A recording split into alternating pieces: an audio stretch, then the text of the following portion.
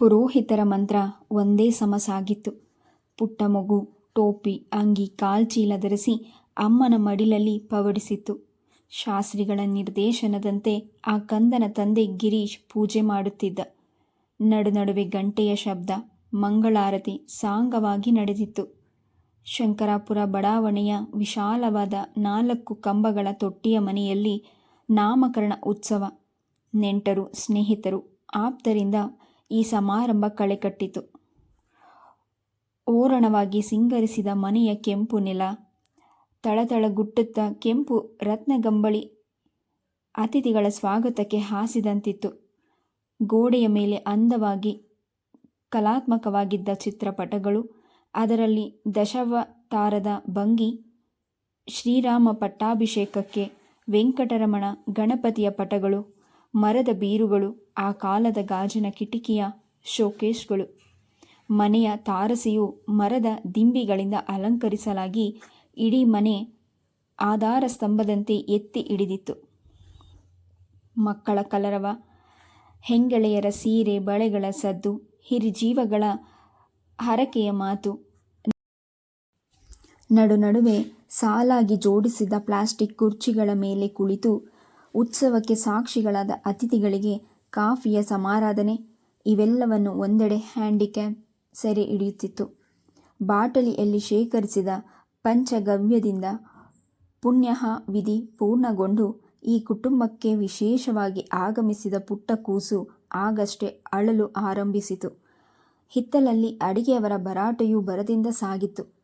ಒಂದೆಡೆ ಹೋಳಿಗೆ ಒತ್ತಿ ಬೇಯಿಸಿದ ರಾಶಿ, ಇನ್ನೊಂದೆಡೆ ಆಲೂಗೆಡ್ಡೆ ಪಲ್ಯ ಚಿಕ್ಕ ಚಿಕ್ಕ ಉಂಡೆಯಾಗಿ ಕಡಲೆ ಹಿಟ್ಟಿನಲ್ಲಿ ನೆನೆದು ಕಾದ ಎಣ್ಣೆ ಬಾಣಲಿ ಒಳಗೆ ಮುಳುಗೇಳಲು ಹಪಹಪಿಸುತ್ತಿತ್ತು. ಹಿಂಗಿನ ಒಗ್ಗರಣೆಯೊಂದಿಗೆ ಸಾರು ಕುದಿಯುತ್ತಿದ್ದು, ಅದರ ವಾಸನೆ ಎಲ್ಲರನ್ನೂ ಸೆಳೆಯುತ್ತಿತ್ತು.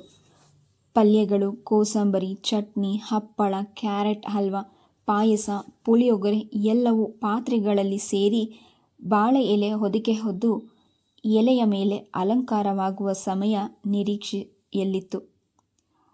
ಇದೆಲ್ಲದರಲ್ಲಿ ಹೆಚ್ಚು ಹೊತ್ತು ಕೂರಲಾಗದೆ ಸಿಸೇರಿಯನ್ ಹೆರಿಗೆಗಾಗಿ ಒಳಗಾದ ಅರ್ಪಣಾ ತಳಮಳಿಸುತ್ತಿದ್ದ ಗೋಚರವಾಗಿತ್ತು. 2 ತಿಂಗಳಿಗೆ ಗಂಡನೊಡನೆ ಇಂಗ್ಲೆಂಡ್ಗೆ ಹೊರಡುವ ಅಪರ್ಣ ಈ ದಿನವೇ ಆಗಿ ಹೋಗಲಿ ನಾಮಕರಣ, ತೊಟ್ಟಿಲು ಶಾಸ್ತ್ರ ಎಂದು ಹಾರೈಸಿಕೊಂಡಿದ್ಲು. ಪಕ್ಕದಲ್ಲಿದ್ದ ಹರೀಶನ ಬೇಡುವ ನೋಟ, ಸುಮ್ಮನಿದ್ದು ಬಿಡು, ಹೇಳಿದಂತೆ ಕೇಳ್ಬಿಡು, ಮುಗಿದೇ ಹೋಯಿತು ಈ ವಿಧಿ ಶಾಸ್ತ್ರಗಳು.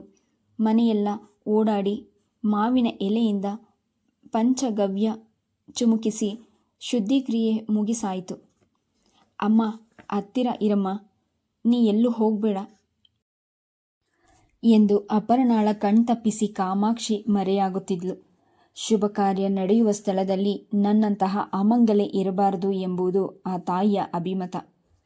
ಮಾತೃಗರ್ಭ ನಿವಾಸ ಕಾಲೆ, ಮೇಧಶಕ್ತಿ ಜಾತಕರ್ಮ ಕರಿಷ್ಯೆ ನಿರ್ಗಳವಾಗಿ ಸಾಗಿತ್ತು ಪುರೋಹಿತರ ಮಂತ್ರಘೋಷ. ಇವೆಲ್ಲದರ ಆನಂದವನ್ನು ಕಣ್ತುಂಬ ಸವಿಯುತ್ತಾ ಕುಳಿತಿದ್ದರು ಮನೆಯೊಡತಿ ವಿಶಾಲಾಕ್ಷಮ್ಮ. ಈ ಅಪರ್ಣಾಳ ಲಗ್ನ ನಿಶ್ಚಯವಾಗಿದ್ದು ಇಲ್ಲೇ. ಆ ಹಿರಿಯ ಚೇತನಕ್ಕೆ ಅದೊಂದು ಅಪೂರ್ವ ಸುಖದ ಅನುಭವ. ತಮ್ಮ ಮನೆಯ ಔಟ್ಹೌಸ್ಗೆ ಬಂದಾಗ ಈ ಕಾಮಾಕ್ಷಿ ಎಂತಹ ಕಷ್ಟದ ಪರಿಸ್ಥಿತಿಯಲ್ಲಿ ಅಡಿಗೆ ಕೆಲಸ ಮಾಡಿ ಹೊಟ್ಟೆ ಹೊರೆಯುತ್ತಿದ್ಲು. ಈ ಅಪರ್ಣ 9 ವರ್ಷದ ಮಗು, ಎಣ್ಣೆ ಕಾಣದ ತಲೆ, ಉಪಚಾರವಿಲ್ಲದೆ ಸೊರಗಿದ ಮುಖ, ಹೊತ್ತಿಗೆ ಊಟ ಕಾಣದೆ ಶಕ್ತಿ ಕುಂದಿದ ಜೀವ. ತೇಪೆ ಹಚ್ಚಿದ ಫ್ರಾಕ್ ತೊಟ್ಟು ಮನೆಯೆಲ್ಲ ಓಡಾಡುತ್ತಿದ್ದ ಆ ಬಾಲೆ ಈ ದಿನ ಶ್ರೀಮಂತರ ಮನೆಯ ಪ್ರೀತಿಯ ಸೊಸೆಯಾಗಿ, ಒಂದು ಮುದ್ದಾದ ಮಗುವಿನ ತಾಯಿಯಾಗಿ, ಗಂಡನೊಲವಿನ ಮಡದಿಯಾಗಿ ಶೋಭಿಸುತ್ತಿರುವುದು ಆ ವಿಶಾಲಾಕ್ಷಮ್ಮನಿಗೆ ರೋಮಾಂಚಕಾರಿ ಸ್ಥಿತಿಯಂತರು. ಆ ದೇವರು ಕ್ರೂರಿಯೂ ಹೌದು, ದಯಾಮಯಿಯೂ ಹೌದು. ಅವನು ಕೊಡುವ ಕಷ್ಟ ಕಾರ್ಪಣ್ಯಗಳ ಅಲೆಗಳಲ್ಲಿ ಕೊಚ್ಚಿ ಹೋಗಿ ತತ್ತರಿಸಿ ಈ ಬದುಕು ಸಾಕು, ಭಯಾನಕ ಎಂದೆನಿಸಿದ ದಾರುಣ ದಿನಗಳು ಹಿಂದೆಯೇ ನಲುವಿನ ಸಂತಸ ಕ್ಷಣಗಳ ಮಹಾಪೂರವನ್ನೇ ಹರಿಸಿ ಕರುಣಾಮಯಿ ಎಂದು ಕರೆಸಿಕೊಳ್ಳುವ ಆ ಭಗವಂತನ ಲೀಲಾ ವಿನೋದ ಅಂದಾಜು ಮಾಡಲು ಯಾರು ತಾನೇ ಶಕ್ತರು? ಜೀವನ ಪ್ರವಾಹದಲ್ಲಿ ಕೊಚ್ಚಿ ಹೋಗದೆ ಮುಳುಗದೆ ದಡ ಸೇರುವುದೇ ಪ್ರತಿಯೊಬ್ಬರ ಗುರಿ. ಬಹುಶಃ ಬದುಕಿನ ಉದ್ದೇಶವೇ ಈ ಬಾಳಪಥವನ್ನು ರೂಪಿಸುತ್ತದೆಯೋ ಏನೋ. ಅನುಭವಸ್ಥರ ಹೇಳುವ ಹಾಗೆ ಒಂದು ತಲೆಮಾರು ಕಷ್ಟದ ಪಾರಂಪರೆಗಳಲ್ಲೇ ಸಾಗಿ ಬಂದರೆ ಮುಂದಿನ ಪೀಳಿಗೆಯ ಬಾಳ್ವೆ ಹಸನಾಗಿ ರೂಪುಗೊಳ್ಳುತ್ತದೆ ಎಂಬ ಮಾತು ಕಾಮಾಕ್ಷಿಯ ಬಾಳಲ್ಲಿಯೂ ನಿರೂಪಿತವಾಗಿದೆ. ಹಿರಿಯ ಜೀವ ವಿಶಾಲಾಕ್ಷಮ್ಮನ ಮಡಿಲಲ್ಲಿ ಶಿಶುವನ್ನು ಮಲಗಿಸಿ ಅಪರ್ಣ ಬಾಗಿ ನಮಿಸಲಾರದೆ ಕೈ ಮುಗಿದಾಗ ಗಿರೀಶನು ಜೊತೆಯಾದ. ಹೋಮದ ಹೊಗೆಯನ್ನು ತಾಳಲಾರದೆ ಮಗು ಅಳುವನ್ನು ತಾರಕ ಸ್ವರಕ್ಕೇರಿಸಿತು. ಕಾಮಾಕ್ಷಿ ಮಗುವಿನ ಅಂಗಿಯ ಗುಂಡಿ ಬಿಡಿಸಿ ಸಡಿಲ ಮಾಡಿದಳು. ಅಪರ್ಣಾಳಿಗೆ ಹೇಳಿದ್ಲು, ಪಾಪುಗೆ ಹಸಿವಾಗಿರಬೇಕು, ಅದರ ಬಟ್ಟೆ ಬದಲಾಯಿಸಿ ಮೊದಲು ಹಾಲು ಕುಡಿಸು. ಅಪರ್ಣಾಗೂ ತನಗೆ ತೋಚದ ಈ ಸತ್ಯಕ್ಕೆ ನಾಚಿಕೆಯಾಯಿತು. ಅವಳೆಷ್ಟಾದರೂ ಇನ್ನೂ ಹೆಳೆ ತಾಯಿ, ನವಮಾತೆ. ಅಮ್ಮನ ಮಾತಿನಂತೆ ಅವಳು ಶಾಸ್ತ್ರಿಗಳ ಅಪ್ಪಣೆ ಪಡೆದು ಒಳ ಸೇರಿದಳು. ಆ ವೇಳೆಗೆ ನಾಮಕರಣ ವಿಧಿ ಪೂರೈಸಿ ಬಂಧು ಮಿತ್ರರು ಕುಶಲ ಕಲರವ ಅವ್ಯಾಹತವಾಗಿ ನಡೆದಿತು. ಒಳ ಸೇರಿ ಮಗುವಿಗೆ ಹಾಲು ಕುಡಿಸುತ್ತಿದ್ದ ಅಪರ್ಣಾಳಿಗೂ ಒಂದು ಲೋಟ ಹಿತವಾದ ನೊರೆ ಬಿಸಿ ಹಾಲು ಹಿಡಿದು ಬಂದಳು ಕಾಮಾಕ್ಷಿ. ಅಪರ್ಣ ಬೇಡ ಬೇಡವೆನ್ನುತ್ತಿದ್ದರೂ ಕಾಮಾಕ್ಷಿ ಒತ್ತಾಯಪಡಿಸಿ ಕುಡಿಯುವಂತೆ ಮಾಡೇ ಬಿಟ್ಲು. ಅಪರ್ಣಾಳಿಗೂ ಅಮ್ಮನ ಬಗ್ಗೆ ಅಷ್ಟೇ ಕಾಳಜಿ. ಕಾಕುಲ್ಲತೆಯಿಂದ ಆಕ್ಷೇಪಿಸಿದಳು, ಅಮ್ಮ ನೀನೇನು ತಿಂದೆ? ಬರೀ ಕಾಫಿ ಕುಡ್ಕೊಂಡು ಕೆಲಸ ಮಾಡ್ತಿರ್ತೀರಾ? ಇನ್ನೇನು ಈಗ ಎಲೆ ಹಾಕಿ ಬಿಡ್ತಾರೆ, ಊಟನೇ ಮಾಡಿಬಿಡ್ತೀನಿ. ಏನೋ ಮೊದಲು ಪಂಕ್ತಿಗೆ ಊಟಕ್ಕೆ ಕೂತು ಬಿಡೋಳ ಹಾಗೆ ಹೇಳ್ತೀಯ. ಕಾಮಾಕ್ಷಿ ಏನೊಂದು ಉತ್ತರ ಕೊಡದೆ ಮಗಳ ಖಾಲಿ ಮಾಡಿದ ಲೋಟ ಹಿಡಿದು ಹೊರ ಹೊರಟಳು. ಒಂದು ಕ್ಷಣ ಅಪರ್ಣಾಳ ಕಣ್ಮುಂದೆ ಅಮ್ಮನ ಜೀವನ ಚಿತ್ರ ತೇಲಿ ಬಂತು. ಅಲ್ಲಿ ಅವಳಿಗೆ ಅಮ್ಮ ನುಂಗಿದ ಅನ್ನದ ತುತ್ತಿಗಿಂತ ಕಷ್ಟದ ಸರಮಾಳೆಗಳೇ ಅಧಿಕ ಎನಿಸಿತು. ತಾನು ಉಪವಾಸವಿದ್ದು ತನಗೆ ಅಣ್ಣನಿಗೆ ಗುಟುಕು ನೀಡಿ ಹೊಚ್ಚಿ ಮಲಗಿಸಿದ ಆ ತಾಯಿಯ ಅಪ್ಪುಗೆಯ ಪ್ರೀತಿಯ ಕಾವಿನ ಸುಖ ತೇಲಿ ಬಂತು. ಅಮ್ಮನಿಗೆ ಉಪಚರಿಸಬೇಕೆಂಬ ಭಾವ ಮೂಡದ ತಮಗೂ ಮುಗ್ಧ ಬಾಲ್ಯದ ದಿನಗಳೆಲ್ಲವೂ ತಮ್ಮ ಹಸಿವೆ ದೊಡ್ಡದಾಗಿ ಕಾಣುತ್ತಿತ್ತು. ಸದಾ ಏನಾದರೂ ತಿನ್ನುವ ಆಸೆ. ಅಡಿಗೆ ಕೆಲಸ ಮುಗಿಸಿದ ಅಮ್ಮ ಬುಟ್ಟಿಯಲ್ಲಿ ಏನೋ ಹೊತ್ತು ತರುತ್ತಾಳೋ ಎಂದು ಕಾತುರದಿಂದ ಮಕ್ಕಳಾದ ತಾವು ಕಾಯುತ್ತಿದ್ದ ಸಂದರ್ಭ. ಶಾಲೆಗೆ ತಡವಾದರೂ ಚಿಂತೆಯಿಲ್ಲ ಎಂದು ಕಾದು ಬಾಗಿಲಲ್ಲೇ ಅಮ್ಮನ ನಿರೀಕ್ಷೆ ಮಾಡುತ್ತಿದ್ದುದು. ಮಸಾಲೆ ದೋಸೆ ಬೇಕೆಂದು ಹಠ ಹಿಡಿಯುತ್ತಿದ್ದುದು. ಈ ಎಲ್ಲವೂ ಅಪರ್ಣಾಳ ದೃಶ್ಯವಾಗಿ ಅನಾವರಣಗೊಳ್ಳತೊಡಗಿತ್ತು. ಹೌದು, ಕಾಮಾಕ್ಷಿ ಪಟ್ಟ ಕಷ್ಟ ಅಷ್ಟಿಷ್ಟಲ್ಲ. ಗಂಡ ರಾಘವವನ್ನು ಅಪಘಾತ ಒಂದರಲ್ಲಿ ಕಳೆದುಕೊಂಡು ತನ್ನನ್ನೇ ತಬ್ಬಿದ 2 ಮಕ್ಕಳನ್ನು ಸಾಕುವಲ್ಲಿ ಅವಳ ಪರಿಶ್ರಮ ಯಾರು ತಾನೇ ಊಹಿಸಲು ಸಾಧ್ಯ. ಆಗ ಅಪರ್ಣಾಳಿಗೆ 3 ವರ್ಷವಾದರೆ ಆನಂದನಿಗೆ 6. ಆಗ ತಾನೇ ಜಗತ್ತಿಗೆ ಕಣ್ತೆರೆಯುತ್ತಿದ್ದ ಮಕ್ಕಳವು. ಅಪ್ಪ ಎಂಬ ಮಹಾವೃಕ್ಷದ ಮುಂದಿನ ಮಳೆಯಲ್ಲಿ ತೊಯ್ದು ಎಲೆ ಚಿಗುರುಗಳು ಕಾಮಾಕ್ಷಿ ಮಹಾ ಸ್ವಾಭಿಮಾನಿ. ಬೇರೆಯವರ ಹಂಗಿನ ನೆರಳು ತನ್ನ ಮಡಿಲು ಕೂಸುಗಳ ಮೇಲೆ ಆದಷ್ಟು ಬೀಳದಂತೆ ಜಾಗರೂಕತೆ ವಹಿಸಿ ಬೆಳೆಸಿದಳು. ಸುಳ್ಳು, ಮೋಸ, ದಗ, ಅನ್ಯಾಯ ಒಂದು ಅರಿಯದ ಜೀವ. ದೀಪ ಹಚ್ಚಿ ಸದಾ ಪರಮಾತ್ಮನಲ್ಲಿ ಮೊರೆ ಇಡುವ ಭಗವಂತ, ನನ್ನ ಪಾಡುಪಟ್ಟರೂ ಚಿಂತೆಯಿಲ್ಲ, ಆದರೆ ಅಪರ್ಣ, ಆನಂದ ಈ 2 ಕುಡಿಗಳನ್ನು ಕಾಪಾಡು.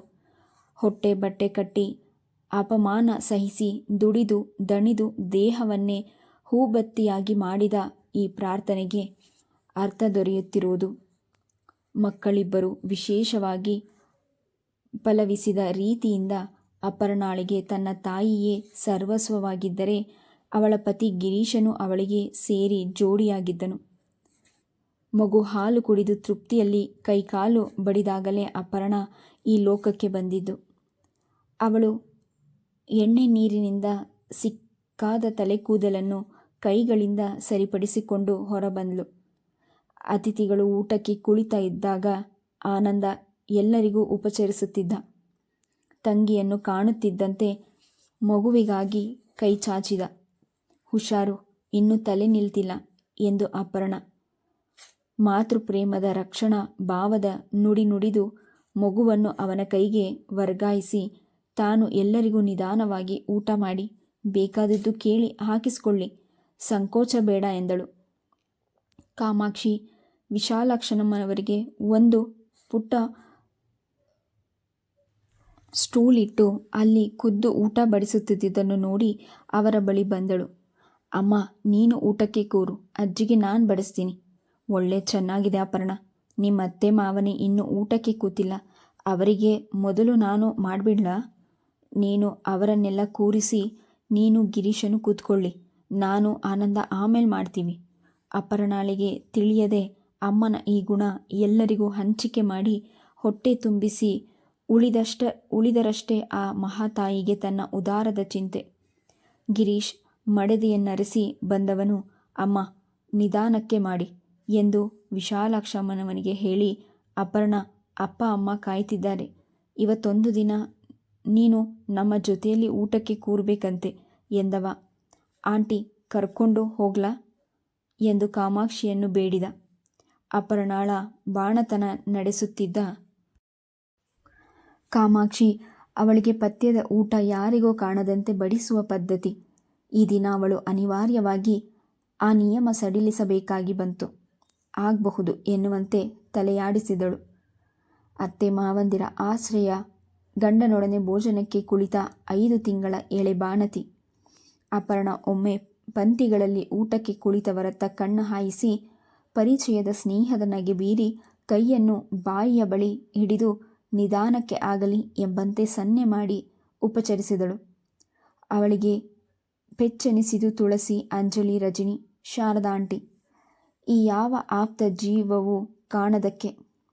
ತುಳಸಿ ತನ್ನ ಅವಳಿ ಮಕ್ಕಳಾದ 3 ವರ್ಷ ತುಂಬಿ ಮುದ್ದು ಮುದ್ದಾಗಿ ಲಲ್ಲೆಗೆರೆಯುವ ಲವ ಕುಶಿಯರನ್ನು ಅಮ್ಮ ಶಾರದೆಯ ಆರೈಕೆಯಲ್ಲಿ ಹೈದರಾಬಾದ್ನಲ್ಲಿ ಬಿಟ್ಟು ಮಹಿಳೆಯರಲ್ಲಿ ಕಂಡು ಬರುವ ಕ್ಯಾನ್ಸರ್ ಎಂಬ ವಿಶೇಷವಾದ ಅಧ್ಯಯನಕ್ಕೆ ಸದ್ಯಕ್ಕೆ 3 ವರ್ಷದ ಮಟ್ಟಿಗೆ ಫೆಲೋಶಿಪ್ಪಿಗೆ ಭಾರತ ಸರ್ಕಾರದಿಂದ ಆಯ್ಕೆಯಾಗಿ ಸಿಂಗಾಪುರಕ್ಕೆ ಹಾರಿದ್ದಾಳೆ.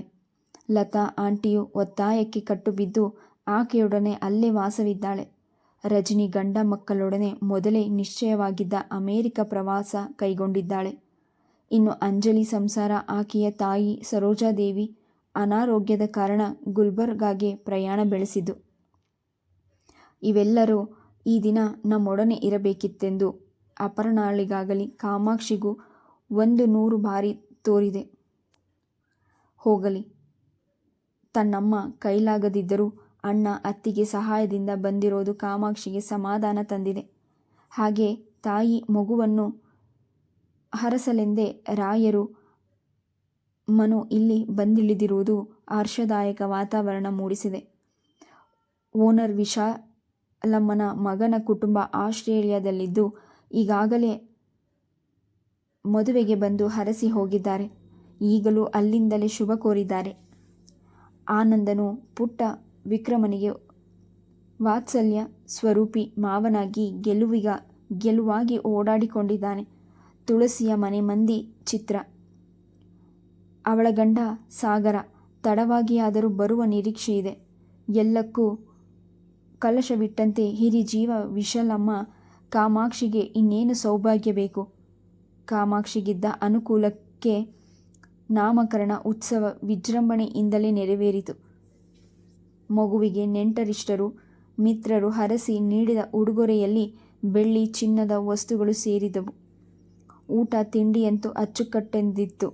ಬಂದವರೆಲ್ಲ ಅಡಿಗೆ ಕಾಂಟ್ರಾಕ್ಟರ್ ಗೋಪಿಯನ್ನು ಬಾಯ್ತುಂಬ ಹೊಗಳಿ ಹಾಡಿದರು. ಅವನು ಕಾಮಾಕ್ಷಿಯ ಸೋದರತ್ತೆಯ ಮಗ. ತನ್ನ ಸಂಭಾವನೆ ಬೇಡವೆಂದು ಸಹಾಯಕರಾಗಿ ಮಾತ್ರ ಕೊಟ್ಟರೆ ಸಾಕೆಂದಿದ್ದು. ಅದು ಸಮಾರಂಭಕ್ಕೆ ಗೋಪಿಯ ಕಾಣಿಕೆ. ಬೀಗರು ಸಂತಸಪಟ್ರು. ಕಾಮಾಕ್ಷಿ ಅಪರ್ಣ ಇಲ್ಲದೆ ಮನೆ ಬಣಬಣ ಅಂತಿದೆ. ಈಗ ಮಗುನೂ ಬಂದಾಯಿತು. ಆದಷ್ಟು ಬೇಗ ಕಳಿಸ್ಕೊಡಿ ಎಂದು ಅಪರ್ಣಾಳ ಅತ್ತೆ ಮೊಮ್ಮಗನಿಗೆ ಹೂ ಮುತ್ತನಿಟ್ಟು ಹೊರಟರು. ಗಿರೀಶನಿಗೂ ಹೆಂಡತಿ ಮಗುವನ್ನು ಬಿಟ್ಟು ಹೋಗುವ ಮನಸ್ಸಿಲ್ಲವಾದರೂ ತಂದೆ ತಾಯಿಯನ್ನು ಜಯನಗರದ ತಮ್ಮ ನಿವಾಸಕ್ಕೆ ಕರೆದೊಯ್ಯಲು ಹೊರಟ.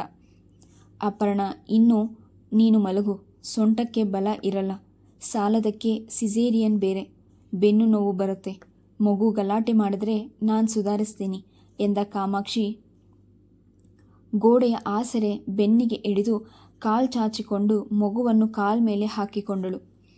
ಆಗ ಅವಳಿಗೆಲ್ಲ ದಣಿವು ಮರೆಯದಂತಾಯಿತು. ಜೀವ ಹಾಯೆನ್ನಿಸಿತು. ಅವಳ ಬಾಯಿಂದ ಜೋಗುಳದ ಗೀತೆ ಮೆಲ್ಲಗೆ ಮಧುರವಾಗಿ ಹರಿಯತೊಡಗಿತು. ಕರಗಳು ಮಗುವಿನ ಬೆನ್ನ ಮೇಲೆ ತಾಳ ಹಾಕುತ್ತಿದ್ದವು.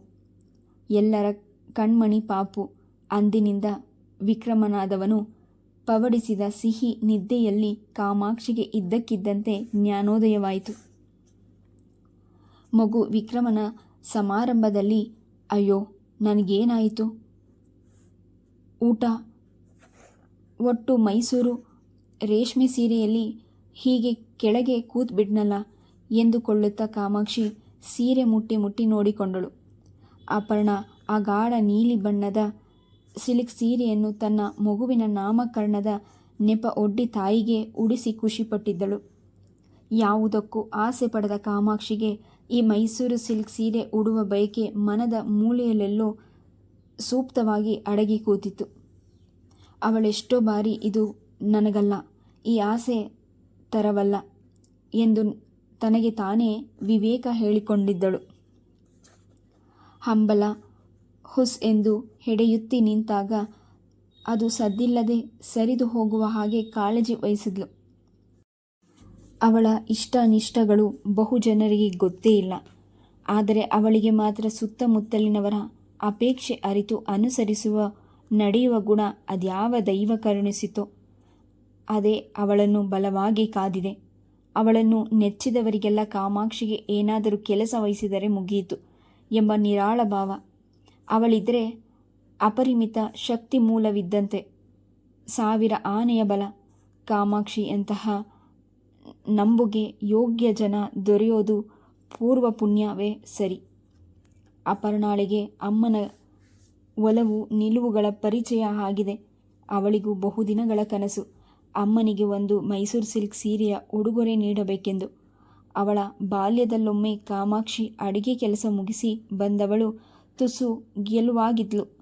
ಅಪರ್ಣಾಳಿಗೆ ಅಮ್ಮನ ಖುಷಿಯ ಕಾರಣ ತಿಳಿಯದಾಯಿತು. ಕಾಮಾಕ್ಷಿಯೇ ಮಗಳಿಗೆ ಊಟ ನೀಡಿ ಹೊಚ್ಚಿ ಮಲಗಿಸುವಾಗ ಅವಳಿಗೆ ಅರಿವಿಲ್ಲದಂತೆಯೇ ನುಡಿದಳು, ಅನ್ಯಾಯವಾಗಿ ಆ ಸಿಲ್ಕ್ ಸೀರೆ ಬಣ್ಣ ಕದಡಿಬಿಡಿತು. ಇನ್ನು ಆಂಟಿ ಅದನ್ನು ಹುಟ್ಟ ಹಾಗೆ. ಆನಂದ ನಿದ್ದೆಗೆ ಜಾರಿದ. ಅಪರ್ಣ ಇನ್ನೂ ಎಚ್ಚರದಲ್ಲಿದ್ಲು. ಅಮ್ಮನ ಮಗ್ಗಲಿಗೆ ತಿರುಗಿ, ಯಾವ ಸೀರೆ ಅಮ್ಮ ಅದು ಎಂದಳು. ಕಾಮಾಕ್ಷಿ ಅಪರ್ಣಾಳಿಗೆ ತಿಳಿದು ಹೋಯ್ತಲ್ಲ ಎಂದು ನಾಲಿಗೆ ಕಚ್ಚಿದಳು.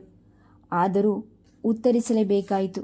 ಅಪರ್ಣ ಆಂಟಿ ಒಂದು ನೀಲಿ ಬಣ್ಣದ ಮೈಸೂರು ಸಿಲ್ಕ್ ಸೀರೆ ಉಟ್ಟಿದ್ರು. ಇವತ್ತು ಅದು ನೆನೆಸಿದ್ರು. ಬಣ್ಣ ಕದಡಿ ಹೋಯಿತು. ಯಾಕೋ ಗೊತ್ತಾಗಲಿಲ್ಲ. ಆಂಟಿಗೆ ಬೇಜಾರಾಯಿತು. ಅವರಿನ್ನೂ ಅದನ್ನು ಉಡೋದು ಅನುಮಾನ. ನನಗೆ ಕೊಟ್ಟರೆ ಕೊಡಬಹುದು. ಅಮ್ಮನ ಮಾತು ಕೇಳುತ್ತಾ ಅಪರ್ಣ ನಿದ್ದೆ ಹೋಗಿಬಿಟ್ಟಿದ್ಲು. ಕಾಮಾಕ್ಷಿ ಸಿಲ್ಕ್ ಸೀರೆಯ ಆಸೆಯ ಬೆಲೆ ನೇಯುತ್ತಿರುವಾಗಲೇ ಅವಳು ಕೆಲಸ ಮಾಡುವ ಮನೆ ಆಂಟಿ ಒಂದು ದಿನ ಕವರ್ನಿಂದ ಕಂದು ಬಣ್ಣದ ಸಿಲ್ಕ್ ಸೀರೆ ತೆಗೆದು ಕಾಮಾಕ್ಷಿಗೆ ತೋರಿದರು. ಅದು ಮೋಹಕವಾಗಿ ಕಂಡಿತು. ಅದರ ನುಣುಪು ಮೈಯನ್ನು ಕಾಮಾಕ್ಷಿ ಸವರಿ ಸಂತಸ ಪಡುವಾಗ ಆಂಟಿ ಆ ಸೀರೆಯ ಹುಟ್ಟಿನಲ್ಲಿ ಮೂಲ ಅರಿದಳು. ಅವತ್ತು ಒಗೆದಾಗ ಬಣ್ಣ ಹೋಯಿತಲ್ಲ, ಆ ಸೀರೆನೇ ಇದು. ಬಣ್ಣ ಹಾಕಿಸಿದೆ, ಚೆನ್ನಾಗಿದೆಯಾ? ಕಾಮಾಕ್ಷಿಯ ರಂಗು ರಂಗುನ ಆಸೆಯೆಲ್ಲ ಕದಡಿ ಹೋಯಿತು. ಕಡೆ ಪಕ್ಷ ಆ ಮಾಸಿದ ಸೀರೆಯಾದರೂ ತನಗೆ ದಕ್ಕಲಿಲ್ಲ ಎಂಬ ಕೊರಗು ಅದೆಷ್ಟೋ ದಿನ ಕಾಡುತ್ತಿತ್ತು. ಅಂದಿನಿಂದಲೂ ಅಪರ್ಣಾಳಿಗೆ ಅಮ್ಮನಿಗೆಂದಾದರೊಂದು ಸಂದರ್ಭದಲ್ಲಿ ಮೈಸೂರು ಸಿಲ್ಕ್ ಸೀರೆಯ ಕಾಣಿಕೆ ಕೊಡುವ ಹಂಬಲ ಹೃದಯದಾಳದಲ್ಲಿ ಅವಿತಿತ್ತು. ನಾಮಕರಣ ಸಮಾರಂಭ ತಡವಾಗಿ ಆದರೂ ನೆಪವಾಗಿ ಬಂದಿತ್ತು. ಕಾಮಾಕ್ಷಿ ಚಾಚಿ ಕೂತಿದ್ದ ಕಾಲುಗಳ ಮೇಲೆ ಪವಡಿಸಿದ ಪಾಪು ವಿಕ್ರಮ ಬೆಚ್ಚಿಬಿದ್ದ. ಅಯ್ಯೋ, ಮಗು ಏನೋ ಕನಸು ಕಂಡಿತೋ ಪಾಪ ಎಂದುಕೊಳ್ಳುತ್ತಾ ಮಮತೆಯಿಂದ ಶಿಶುವಿನ ಬೆನ್ನು ಸವರಿದಳು. ಆ ಮಾತೃ ಹೃದಯ ವಾತ್ಸಲ್ಯದ ಮಹಾಪೂರವಾಗಿ ಉಕ್ಕಿ ಹರಿಯುವಾಗ ಕಂಗಳಲ್ಲಿ ಆನಂದ ಬಾಷ್ಪವು ಜೊತೆಗೂಡಿಸಿತು. ಪಾಪುವನ್ನು ಸಂತೈಸುವಂತೆ ತೋಳು ಹಿಡಿದು ಎತ್ತಿಕೊಂಡು ಕೆನ್ನೆಗೆ ಕೆನ್ನೆ ಹತ್ತಿರ ತಂದು ಸಿಹಿ ಮುತ್ತನಿಟ್ಟು ಕಂದನನ್ನು ತೊಡೆಯ ಮೇಲೆ ಮಲಗಿಸಿಕೊಂಡವಳು. ಏನೋ ನೆಪವಾಗಿ ಬಿಗಿಯಾಗಿದ್ದ ಅದರ ಮುಷ್ಟಿ ಬಿಡಿಸಿ ಅದರಲ್ಲಿ ಮರಳು ಕಣಗಳ ಶೇಖರಣಗೊಂಡು ನಕ್ಕಳು. ತನ್ನಜ್ಜಿ ಹೇಳುತ್ತಿದ್ದ ಮಾತು ಸ್ಮರಣೆಗೆ ಬಂತು. ಎಳೆ ಮಕ್ಕಳಿಗೆ ನಿದ್ರೆಯಲ್ಲಿ ಗಣಪತಿ ಆಟ ಆಡಿಸ್ತಾನೆ, ಅದಕ್ಕೆ ಮಣ್ಣು ಮರಳುಗಳಲ್ಲಿ ಆಡೋ ಮಕ್ಕಳ ಕೈಗಳು. ಅವುಗಳ ನಿದ್ರೆ ಆದ ಮೇಲೆ ನೋಡಿದ್ರೆ ನಮಗೆ ಆ ಗುರುತು ಸಿಕ್ಕುತ್ತೆ. ಈ ಹಿಂದೆ ತನ್ನ 2 ಮಕ್ಕಳನ್ನು ಬೆಳೆಸುವುದರಲ್ಲಿ ಕಾಮಾಕ್ಷಿಗೆ ಬರಿಯ ಅಂತಕವೇ ತುಂಬಿತ್ತು. ಆದರೆ ಮಡಿಲು ತುಂಬಿದ ಮೊಮ್ಮಗು ವಿಕ್ರಮನ ಬಾಲಲೀಲೆಗಳನ್ನು ಅನುಭವಿಸುವಾಗ ಸಂತಸವೇ ಸಂತಸ. ಅಂತಕ ಭಯಕ್ಕೆ ಅಲ್ಲಿ ಯಾವ ಬಗೆಯ ಅವಕಾಶವೂ ಇಲ್ಲ. ಬೇರೆಯವರ ಮನೆಯ ಎಷ್ಟೋ ಮಕ್ಕಳನ್ನು ಸಾಕಿ ಸಲಹಿದ ಕಾಮಾಕ್ಷಿಗೆ ಆ ಮಕ್ಕಳನ್ನು ಪೋಷಕರಿಗೆ ಒಪ್ಪಿಸುವವರೆಗೂ ಕಳವಳದ ಭಾವನೆ ಮನೆ ಮಾಡಿರ್ತಿತ್ತು. ಆದರೆ ವಿಕ್ರಮನನ್ನು ಆ ಗುಂಪಿಗೆ ಸೇರಿಸಲಾಗೋದಿಲ್ಲ. ಅವನದೊಂದು ಆನಂದದ ಕಡಲು. ಅದು ಅಲೆ ಅಲೆಯಾಗಿ ಈ ಹೊಸ ಅಜ್ಜಿಯನ್ನು ಪ್ರೀತಿಯಿಂದ ಆವರಿಸಿಕೊಳ್ಳುವ ದೃಶ್ಯವನ್ನು ಇಂದು ಆ ಭಗವಂತನು ವಿರಾಮವಾಗಿ ಸವಿಯುವ ಅಪೇಕ್ಷೆ ಹೊಂದಿರಬಹುದು. ಕಾಮಾಕ್ಷಿಗೆ ಮಗು ತನ್ನನ್ನು ಬಿಟ್ಟು 2 ತಿಂಗಳಿಗೆ ಇಂಗ್ಲೆಂಡ್ಗೆ ಹಾರುವ ವಿಷಯ ಬೇಸರವನ್ನುಂಟು ಮಾಡಿದರೂ ಅಳಿಯನ ಈ ವಿದೇಶ ಪ್ರಯಾಣದಲ್ಲಿರುವಾಗ ತಡೆಯಲಾದೀತೆ ಎನ್ನಿಸಿ ತನ್ನನ್ನು ತಾನೇ ಸಮಾಧಾನ ಮಾಡಿಕೊಳ್ಳುತ್ತಾಳೆ. ಮಗುವನ್ನು ಮಾಣಿಕ್ಯವೆಂದು ಭಾವಿಸಿ ದಾಸರು ಕೃಷ್ಣನ ಆಟಪಾಠಗಳನ್ನು ಕುರಿತು ಬಣ್ಣಿಸಿದ ಕೃತಿಗಳನ್ನು ಹಾಡಿಕೊಳ್ಳುತ್ತಿರುತ್ತಾಳೆ. ನೋವಲ್ಲೂ ಹಾಡಿದ ಕಾಮಾಕ್ಷಿ ನಲುವಿನ ದಿನಗಳೆಲ್ಲ ಮರೆಯುತ್ತಾಳೆ. ಆ ತುಂಟ ಪೋರ ಮಲಗುತ್ತಾನೆಂದರೆ ಸಾಕು, ಅವಳ ಬಾಯಿಂದ ಆ ಶಾಂತಗಾನ ರಸ ತಂಗಾಳಿ ಬೀಸಿದಂತೆ ಮಗುವನ್ನು ನೆವರಿಸಿಬಿಡೋದು. ಎಲ್ಲ ಕೊಟ್ಟಿರುವ ಆ ಕರುಣಾಮಯಿಗೆ ವಂದಿಸುತ್ತಲೇ ದಿನದ ಬಹುಪಾಲು ಕೆಲಸ ಪೂರೈಸುತ್ತಾಳೆ. ಸಮಾರಂಭಕ್ಕೆ ಬಂದ ಅತಿಥಿಗಳೆಲ್ಲ ಹೊರಟು ಬಿಟ್ಟು ವಿಶಾಲಾಕ್ಷಮ್ಮನ ಆ ವಿಶಾಲ ನಿಲಯ ಬಣ್ಣಗೊಟ್ಟಲಾರಂಭಿಸಿತು. ಆಗಷ್ಟೇ ನಿದ್ರೆ ಮುಗಿಸಿ ಎದ್ದು ಬಂದ ಅಪರ್ಣ ತನ್ನ ತಾಯಿಯ ಹಾಗೆ ಪಾಪುವಿನೊಡನೆ ಕುಳಿತಿರೋದನ್ನು ಕಂಡು ಕೇಳಿದ್ಲು. ಏನಮ್ಮ, ನೀನು ಸ್ವಲ್ಪ ಹಾಗೆ ಮಲಗಬಾರ್ದಿತ್ತೆ? ಕೂತೇ ಇದೆಯಲ್ಲ, ಇಲ್ಲಿ ಕೊಡು ಪಾಪುನ. ಅಪರ್ಣ ಕೈಗೆ ಬಡಿದಾಗ ಪಾಪು ಬೆರಳು ಚೀಪುತ್ತಾ ಅಮ್ಮನತ್ತ ಚಿಮ್ಮಿತು. ಕಾಮಾಕ್ಷಿ ಕಾಲು ತುಸು ಜೋಪು ಹಿಡಿದಿದ್ದು ಅವಳು ನಿಧಾನವಾಗಿ ಎದ್ದು ಕಾಲು ಹಾಗೆ ಜಾಡಿಸಿ ವಿಶಾಲಾಕ್ಷಮ್ಮನ ಅಡಿಗೆ ಮನೆ ಹೊಕ್ಕಳು. ಆಂಟಿಗೂ ನಿದ್ರೆ. ರಾತ್ರಿ ಅವರಿಗೆ ರೆಪ್ಪೆ ಸೇರೋದೇ ಇಲ್ಲ. ಇರುವ ಒಬ್ಬ ಮಗ ಸೊಸೆ ಆಸ್ಟ್ರೇಲಿಯಾದಲ್ಲಿ. ಜೊತೆಯಲ್ಲಿ ಉಳಿದು ಜೋಪಾನ ಮಾಡುವವಳು ಕಾಮಾಕ್ಷಿ ಒಬ್ಬಳೆ. ಅವಳ ಸಾಮೀಪ್ಯ ಈ ಇಡೀ ಜೀವಕ್ಕೆ ಹಿತ ತರುತ್ತೆ. ಹೊತ್ತು ಹೊತ್ತಿಗೆ ಆಂಟಿಯ ಊಟ, ಉಪಚಾರ, ಔಷಧಿ ಎಲ್ಲವೂ ಕಾಮಾಕ್ಷಿಯ ಜವಾಬ್ದಾರಿ. ಆಂಟಿಯೊಬ್ಬರೇ ಬಚ್ಚಲಿಗೆ ಹೋಗಲು ಬಿಡುವಳು. ಅದನ್ನು ಜಾರದಂತೆ ಹೊರಾಂಡವಾಗಿ ಇಡುವಲ್ಲಿ ಮನೆ ಕೆಲಸದವಳೊಡನೆ ತಾನು ಸೇರಿಕೊಳ್ಳುತ್ತಾಳೆ. ಆಂಟಿ ಮಗ್ಗಲು ಬದಲಾಯಿಸುತ್ತಿರುವಂತೆ ಕಾಮಾಕ್ಷಿ ಅವರ ಅಪ್ಪುವ ಹದದ ಕಾಫಿ ತಂದು ಕೈಗಿಟ್ಟಳು. ಹೋ, ಆಗಲೇ 5 ಗಂಟೆ ಆಗೋಯ್ತಾ? ಕಾಮಾಕ್ಷಿ, ನನಗೆ ರಾತ್ರಿ ಹೆಚ್ಚಿಗೆ ಏನು ಬೇಡ, ಮಧ್ಯಾಹ್ನವೇ ಜಾಸ್ತಿ ಆಯಿತು. 1-2 ಬಾಳೆಹಣ್ಣು, 1 ಲೋಟ ಹಾಲು ಸಾಕು. ಅಂದಹಾಗೆ ನೀನು ಕಾಫಿಯಲ್ಲಿ? ಅಮ್ಮ, ನಿಮಗೆ ಬೆರೆಸಿದ ಸಕ್ಕರೆ ಇಲ್ಲದ ಕಾಫಿ. ಅಪರ್ಣಾಗೆ ಮತ್ತು ನನಗೆ ಈಗ ಬೆರೆಸ್ತೀನಿ. ಅಮ್ಮ, ಸಿಹಿ ತಿಂಡಿ ಬೇರೆ ಆ ಅಡುಗೆ ತುಂಬ ಉಳಿದಿದೆ. ಹಿಂದುಗಡೆ ಇರೋ ಮನೆಯವರಿಗೆ ಕೊಟ್ಬಿಡ್ಲಾ? ಅವರು ಸಂತೋಷವಾಗಿ ತಗೊಂಡ್ರೆ ಕೊಡು. ಉಳಿದ್ರೆ ಆ ಪಕ್ಕದ ರಸ್ತೆಯ ಬಡ ಮಕ್ಕಳು ಹಾಸ್ಟೆಲ್ನವರಿಗೆ ಫೋನ್ ಮಾಡಿ ಹೇಳಿದ್ರೆ ಬಂದು ತಗೊಂಡು ಹೋಗ್ತಾರೆ. ಯಾರಿಗೂ ಪಾತ್ರೆ ಕೊಡಬೇಡ, ಅವರಿಗೆ ಅವರವರ ಪಾತ್ರೆ ತರೋಕೆ ಹೇಳಿ ಕೊಟ್ಟು ಕಳಿಸು. ಆಯ್ತಮ್ಮ, ಮೊದಲು ಹಾಸ್ಟೆಲ್ಗೆ ಫೋನ್ ಮಾಡ್ತೀನಿ. ಹೇಗೂ ಹಿಂದ್ಗಡೆ ಮನೆಯವರು ಮಧ್ಯಾಹ್ನ ಊಟಕ್ಕೆ ಬಂದು ಹೋಗಿದ್ದಾರೆ. ಉಳಿದ್ರೆ ಕೊಟ್ರಾಯ್ತು. Please subscribe the channel, like and share. Thank you.